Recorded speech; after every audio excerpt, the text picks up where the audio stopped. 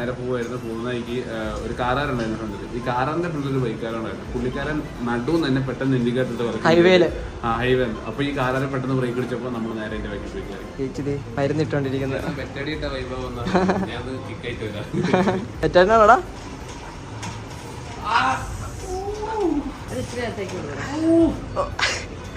വേണടാ, വേണം വേണം, കുറച്ചൊക്കെ വേണം. നേരെ പോയി വണ്ടി ഓടിക്കണം, ഇല്ലെങ്കിൽ ഇത് ഇതുപോലെ ഇരിക്കുക. എനിക്ക് വേണ്ട ആവശ്യമുണ്ട്. ഇത് നോക്കിയേ, വേണോ? വേണ്ടല്ലോ. എരിയുന്നൊക്കെ നല്ലതാ ഗൈസ്.